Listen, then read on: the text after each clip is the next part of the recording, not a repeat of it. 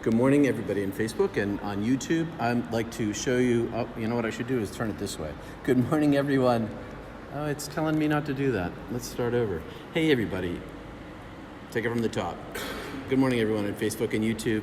I'm in the Lowell United Church of Christ in Lowell, Massachusetts, and this is the congregation this morning. They got a band with drums, and some people are waving. Everybody got to wave and say hello. Hey, everybody. And look at this up here. Isn't that beautiful? I'm here preaching a sermon this morning, and I'm about to start, so I'm going to mount this up here on the phone. Hi, everybody. Hey, Paul. So one of my childhood friends who I went to elementary school is watching this morning, and a bunch of other folks, too. As you know, I won't be able to pay attention to you guys so much because I'm going to be, reading what's in front of me. So the sermon is basically two parts this morning. It's titled, in this section, Selflessness is Selfishness' opposite. The greatest of these is love. Agape, love, from that 1 Corinthians 13 scripture. Agape in the Koine Greek means affection, benevolence, and charity, and a love feast. This is the love feast right here, right now, in this space we're in, including everybody. Oh, I should turn this so you guys can see me. I kind of stepped out of the camera. This is the love feast that we're in right here, right now. You're participating with us, and all these people here in this church are participating. This is the love feast right now, and every time we gather, it's a love feast that is infinitely bigger than our little bodies. The love feast is infinitely bigger than ourselves. It's infinitely bigger than our gathering. The agape is a love feast eaten by the mouth of the soul, food that nourishes the living being of your soul. You who are beloved by God. The love feast, when we gather together, isn't just the eating of the Eucharist. It's the gathering of the light inside ourselves. It feeds our soul with love. Benevolence of the soul. Selfishness is selflessness's opposite. Selflessness is our lived action of love in the world. Selflessness is our lived action of love. Love is the currency of heaven. Love is the treasure of life. Love is the message of the church to the world and to ourselves. Church is a sanctuary of love in this harsh world that's crashing, always crashing with upheavals. Here in the sanctuary of love, created by the hearts gathered together in the light of the divine being, each carrying light and love within, love makes us stronger when everyone participates, when everyone opens one's hearts to the presence of the divine and a gathered body. Church is stronger when every member, 100%, gives of themselves in the presence of each other. And in this particular church, during this time of renovation and stewardship, when 100% of the membership participate by giving to the budget. Didn't expect me to say that, did you? But 100% is key. 100% of everyone supporting the church is key, whether it's a penny or $1 million doesn't matter at all, because it's the same as true as the heart inside of you. When everyone brings the light together, the bonfire burns brighter. Jesus said, where two or more are gathered, I am there. What does that mean? It means that there's a geometric expansion of the presence of the light when you are gathered together, bigger than yourself. Like brighter than one person, like brighter than two. Where two are there, there's a magnification of three. And I say this not because it's an imagination, but because we can feel this if we open our hearts to the divine presence. This is the gathering while we're here. And it doesn't matter who you are or where you're from or what body you live in. The light is eternal. You are from heaven. To heaven you return. And that light you can channel into the world. In the 1 Corinthians, it says, and the greatest of these is love. Another translation for the word love is charity. Charity is selflessness. Selflessness is giving to others. The second part of the sermon is titled agape. It's that Greek word, love, translated as benevolence or charity. So Job, you should read the book of Job. Have you ever read the book of Job? Did you know that the book of Job is not really a Jewish book? It predates Judaism. It's an important book because it talks about suffering in the world. Job knows and does not believe. Job used to believe, but by the end of the book, Job knows and does not believe. And knowing is not the same as believing. Do you believe that I'm here in front of you? Or do you know that I'm here in front of you? You know I'm here. You don't believe I'm here. Job knows that his Redeemer lives. He shifted from believing to knowing through the entire book. He shifted from believing to knowing. How? How did he do that? Well, like I said, I suggest you read the book, right? I'm going to ruin the ending for you in a minute, but I'm going to suggest that you read the book and you can kind of skim the middle of it. Be sure to read the beginning and the end, especially if you think this world is full of suffering, especially if you feel abandoned by the divine, especially if you wonder whether heaven awaits for you, especially if you feel that you need love in your life. If you don't feel any of those things, don't bother, but I bet you do. And here I am ruining the plot for you, okay? Satan visits God and they talk like old friends, like Peter and me. You can figure out which one of us is the other.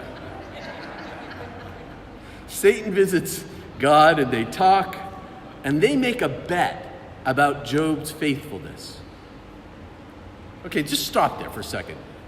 Satan and God are good friends enough that they can have a conversation and make a bet together. If that's not enough reason for you to read the book, I don't know what's going to be. They make a bet about Job's faithfulness. You know, Job was the most faithful person in all of the known world. He was the richest man in all of the known world, and he had everything anyone ever could want. He had dozens of children, dozens of wives, happiness, and a huge amount of wealth. And Satan taunts God, saying, Job only loves you because he's got all these things. You gave him all these women and all these children and all this wealth and all this land. You gave him everything. And he only loves you because you gave him things. And God says, no way, that's not true. That's not true. And Satan says, yes, it is. And God says, no, it's not. And they make a bet. Satan says, let me take away everything you gave to him, and we'll see how much he loves you. And God says, okay, that's a bet. And everyone Job loves dies. And he plummets from the 1% to poverty and sits as diseased in rags in a pile of manure, which is all that he has left to his name. That's all he owns anymore. And this is where his friends find him. Come on in and sit down. Come on in, it's good. Come on in. And his friends come by because he's got dear friends. And his friends come by and they find him sitting with owning nothing else at all anymore. And he's left in abject poverty. And they accuse Job of sin. They say, man, you did something wrong and God took everything away from you. Your suffering is caused because you sinned. That's what his friends say to him. What did you do wrong? What did you do? Tell us.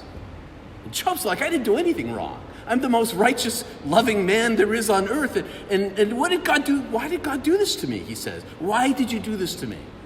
Haven't I been good to you? Didn't I do everything for you? And his friends are saying, you did something wrong, and God's punishing you. Do you ever feel like that? Do you ever feel like you did something wrong, and God's punishing you? You were bad, they said. You were a bad person. That's why you're suffering. His buddies say to him. Job's like, I did nothing wrong. And they don't believe him, and they argue about it for chapter after chapter after chapter, which is why you can skim through those and take my word for it. There's good stuff in there, but really, seriously, it's a long book. And in the end, Job looks up to heaven and he says, "What the heck, God?" And in that moment, God self-reveals. Epiphany, revelation, mysticism, presence of the divine. And God says, I am what I am, and I do what I do, you little twerp. I am the overwhelming maker of all there is. See what I have made. And God shows him all these things, all the universe that God has made. And he says, did you open your mouth, Job, and make the universe? Job's like, no, I didn't do that. You are so overwhelming to me.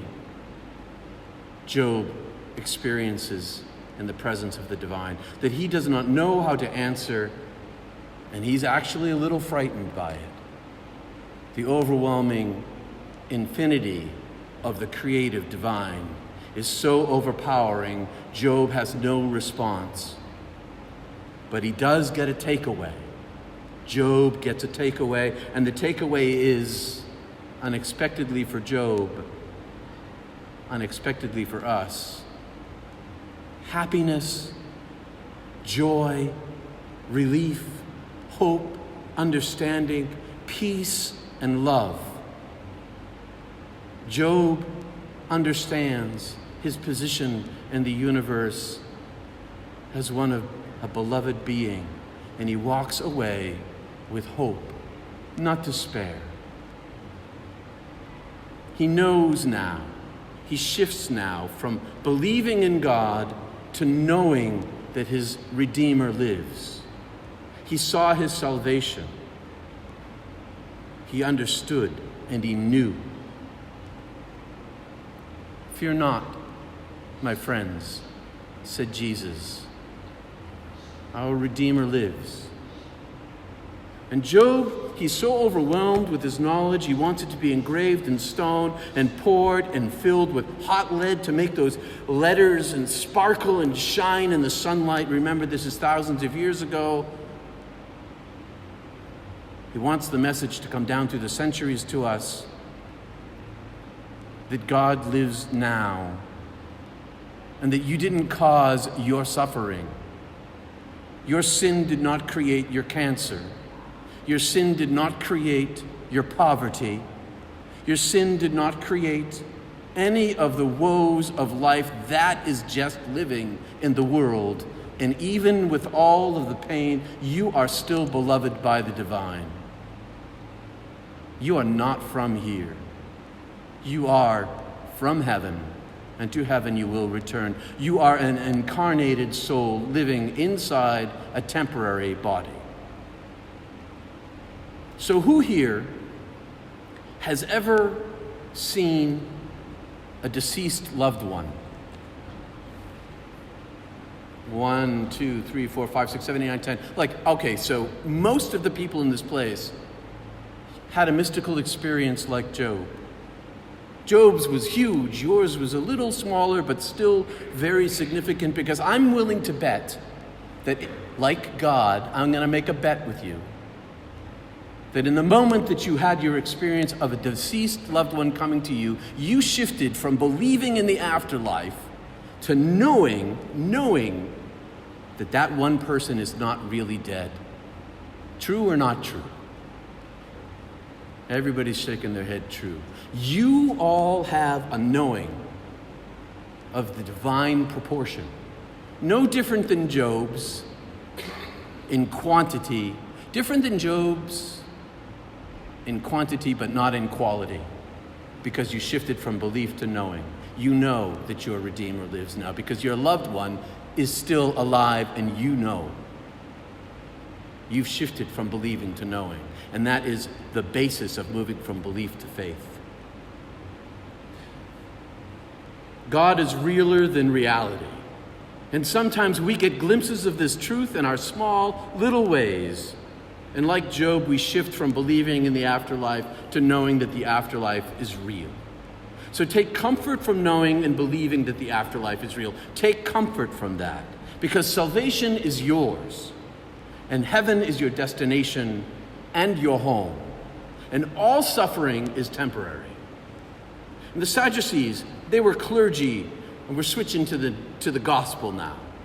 The Sadducees were clergy who believed from their readings of the Bible that when you're dead, and consciousness does not continue, that death brings the end of consciousness, and darkness falls, and the brain shuts off, so do you. When the brain shuts off, so do you. That's what the Sadducees believed. They were materialists who believed that consciousness arose in the human biology.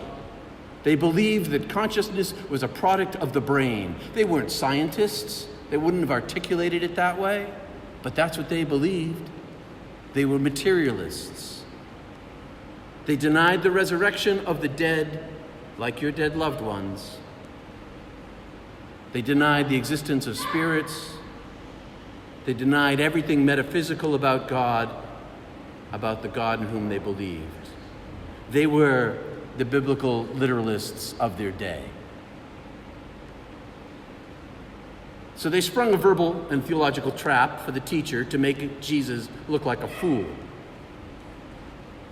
The Bible rules say, said they, that if a man dies, a husband dies, leaving a wife and no children, they should marry and carry on the name until the woman dies, and then to whom does she belong?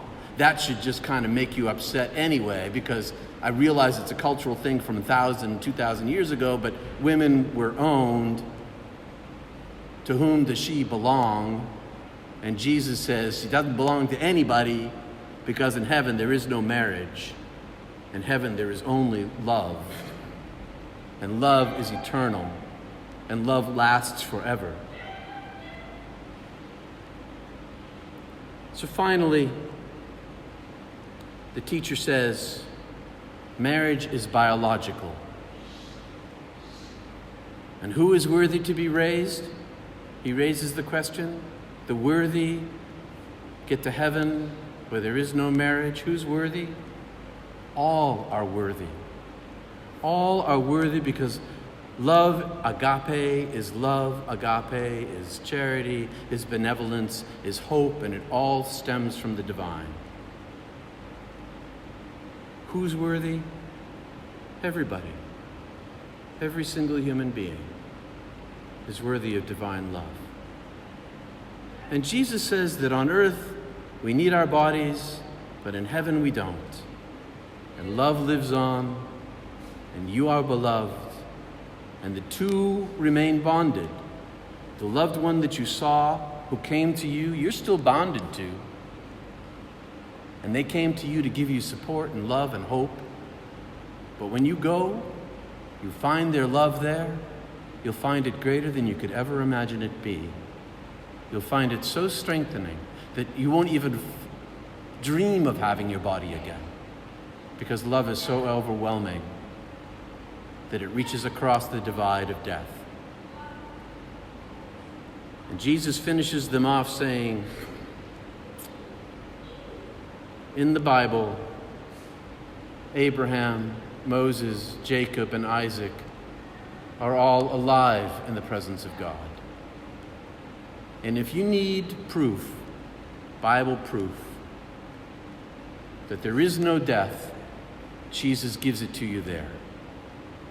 Those people, though they're dead, still live in the presence of the living God.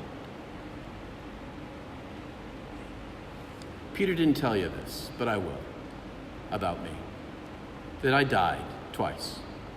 Anybody here die and come back? One in the back. 10 million of us live in the United States now through medical technology.